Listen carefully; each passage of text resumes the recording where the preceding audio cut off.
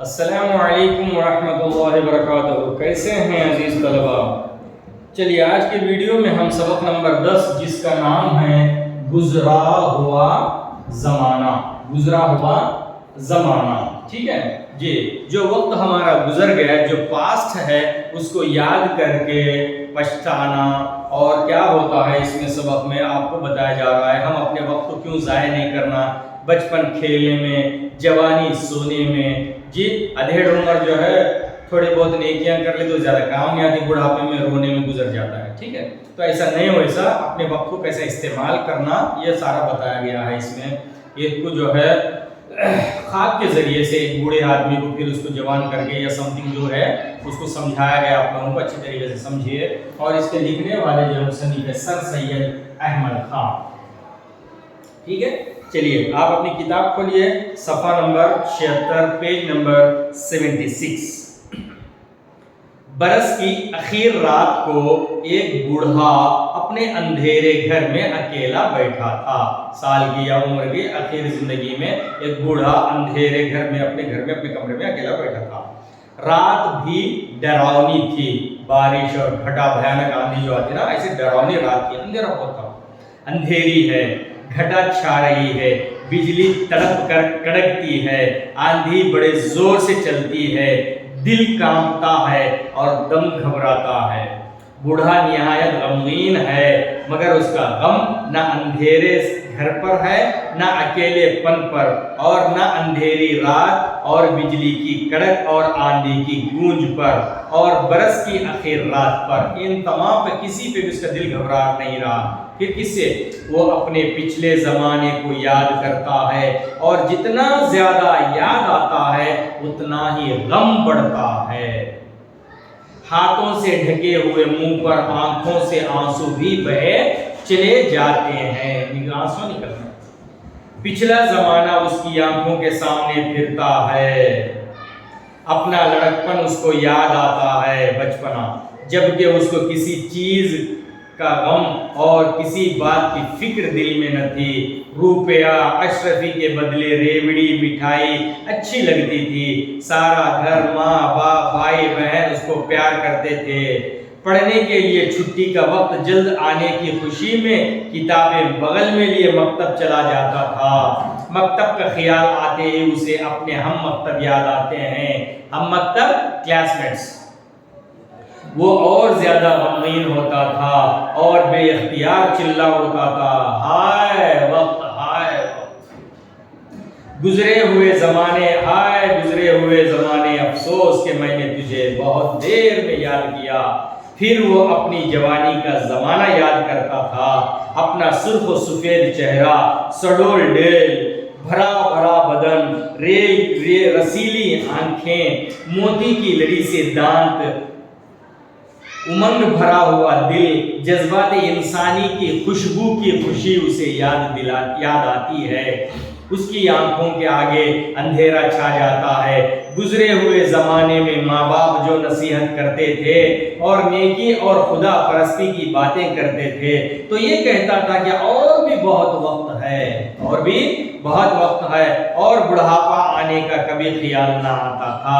اس کو یاد آتا تھا اور افسوس کرتا تھا کہ اچھا ہوتا اگر جب ہی میں اس حالت کا خیال کرتا اور خدا پرستی اور نیکی سے اپنے دل کو سنوارتا اور موت کے لیے تیار رہتا. اور موت کے لیے تیار رہتا.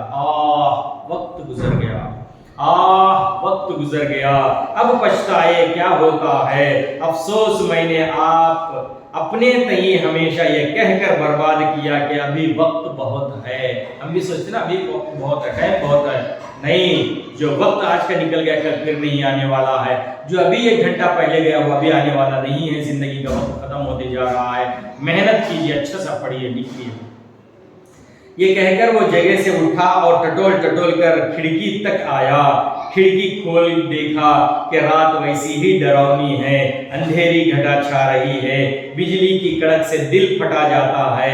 ہولناک آندھی چل رہی ہے، درختوں کے پتے اڑتے ہیں اور ٹوٹتے ہیں. تب وہ چلا کر بولا، ہائے ہائے میری گزری ہوئی جوانی بھی ایسی ڈراؤنی ہے جیسی اندھیری رات. یہ کہہ کر پھر اپنی جگہ بیٹھا.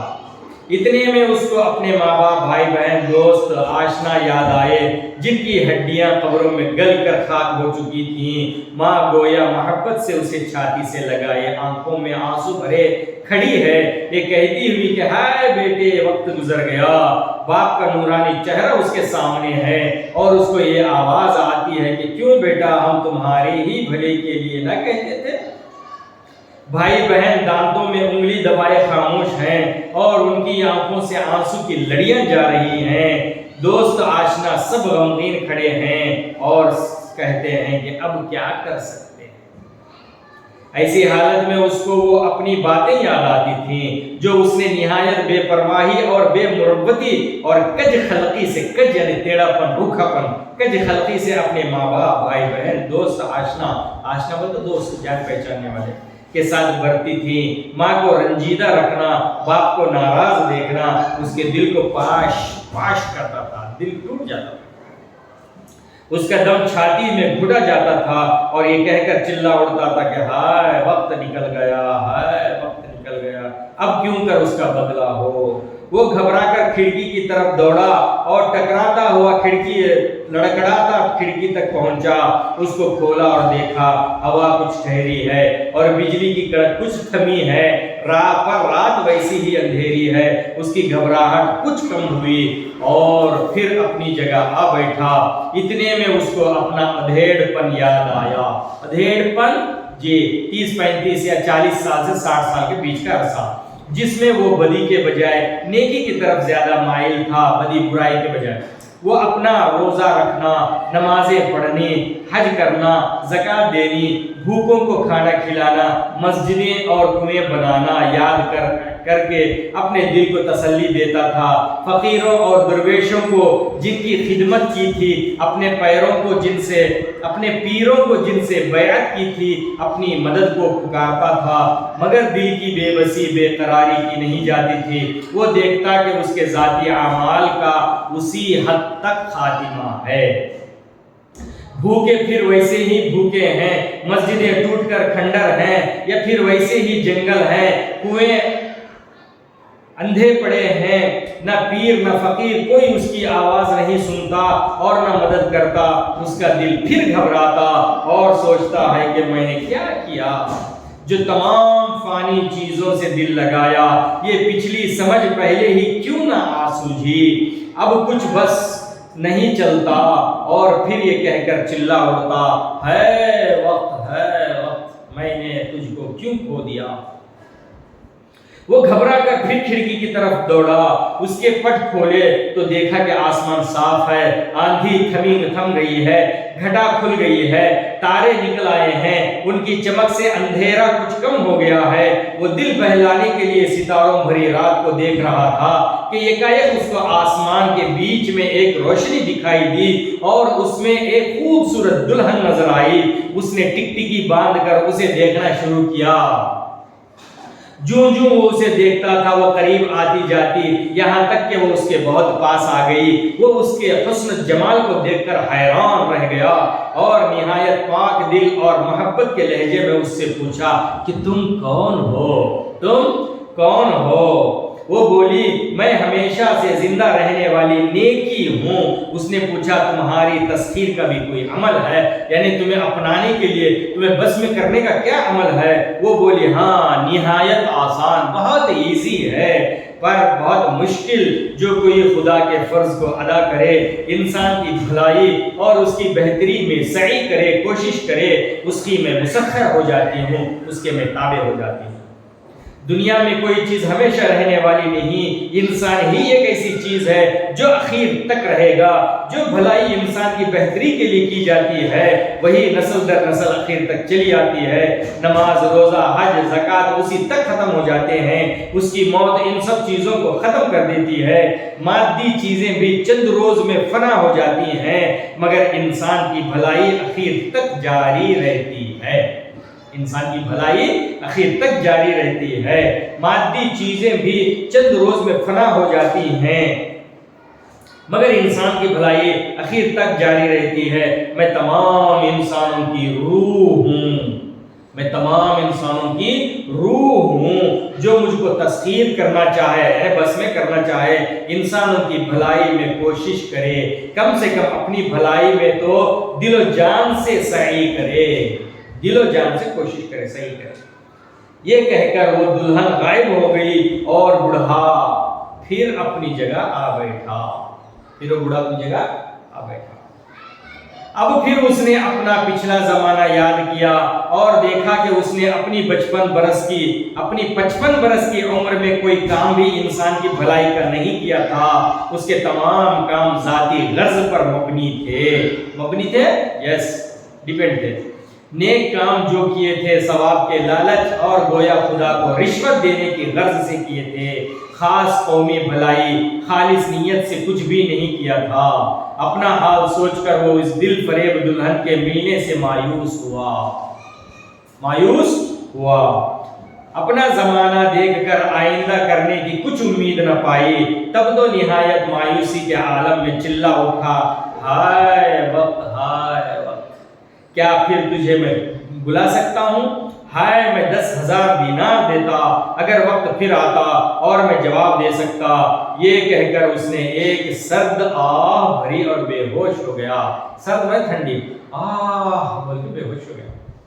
थोड़ी देर गुजरी थी कि उसके कानों में मीठी मीठी बातों की आवाजें आने लगी। उसकी प्यारी माँ उसके पास आकर खड़ी हो गई, उसको गले लगाकर उसकी बलाएं ली। उसका बाप उसको दिखाई दिया। छोटे भाई बहन उसके गिर्द आकर खड़े हो गए।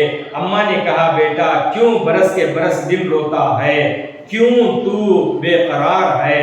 क्यों तेरी हिचकी बंदी हो गई है? उठ मुंह हाथ धो, कपड़े पहन, 9 रोज की खुशी मना। तेरे भाई बहन तेरे मुंतजिर खड़े हैं। तब वो लड़का जागा और समझा कि मैंने ख्वाब देखा। ये सब कुछ वो बूढ़ा बनना, बूढ़े का रोना, सब कुछ ये बच्चे के ख्वाब है। हकीकत में ये छोटा सा बच्चा है आप लोगों की तरह, और ख्वाब में बूढ़ा हो गया था। उसने सारा ख्वाब अपनी माँ से कहा। उसने सुनकर उसको जवाब दिया, बेटा अब तू ऐसा मत करना जैसा उस पशेमान बूढ़े ने किया। पशेमान माने शर्मिंदा बूढ़े, बल्कि ऐसा कर जैसा तेरी दुल्हन ने तुझसे कहा। उसमें दुल्हन आई आसमान से, वैसा कर। ये सुनकर वो लड़का पलंग से कूद पड़ा और निहायत खुशी से पुकारा, और यही मेरी जिंदगी का पहला दिन है। मैं कभी उस बूढ़े की तरह न पछताऊंगा और जरूर उस दुल्हन को ब्याह लूंगा, शादी करके लाऊंगा, जिसने ऐसा खूबसूरत अपना चेहरा मुझको दिखलाया और हमेशा जिंदा रहने वाली नेकी अपना नाम बताया। वो खूबसूरत दुल्हन बने, नेकी को अपनाओ तो वो खूबसूरत लड़की तुम्हारे पास है। इस तरह से वो खुदा मेरी मदद कर, आमीन। बस ऐ मेरे प्यारे नौजवान हमवतनों और ऐ मेरी कौम के बच्चों, अपनी कौम की भलाई पर कोशिश करो ताकि आखिर वक्त में उस बुढ़े की तरह पछताना ना पड़े। हमारा ज़माना तो आखिर है। अब खुदा से ये दुआ है कि कोई नौजवान उठे और अपनी कौम की भलाई में कोशिश करे, आमीन। ठीक है, ये है नेकी का और गुजरे हुए ज़माने का अफसोस। अभी वक्त है हमारे पास मेहनत करने के। चलिए मुसन्निफ के बारे में भी देख लेंगे। मुसन्निफ का तारुफ, नाम है सर सैयद अहमद खान। मकाम विलादत, कहाँ पैदा हुए? ये दिल्ली में। कब पैदा हुए, कब इंतकाल हुआ? पैदाइश और वफात 1817 में पैदा हुए, 1898 में इंतकाल हुआ। तसानीफ, इन्होंने कुछ किताबें लिखी है। आसारुस सनादीद, असबाब बगावत हिंद, खुतबात अहमदिया, रिसाला तहजीबुल अखलाक। और खिताब क्या मिला इनको? डॉक्टरेट अंग्रेजी हुकूमत से सर का खिताब मिला। क्या मिला? सर। खिदमत क्या करी इन्होंने? क्या जो है सोशल एक्टिविटी की है इन्होंने? अलीगढ़ कॉलेज साइंटिफिक सोसाइटी का क़याम, अलीगढ़ यूनिवर्सिटी जो मुस्लिम यूनिवर्सिटी है इन्हीं का बनाया हुआ है। चलिए माशाल्लाह इन्होंने भी बहुत अच्छा काम किया, हम भी कुछ अच्छा करेंगे। चलिए अच्छा सा पढ़िए, रीड कीजिए, समझने की कोशिश कीजिए। चलिए अल्लाह हाफिज़।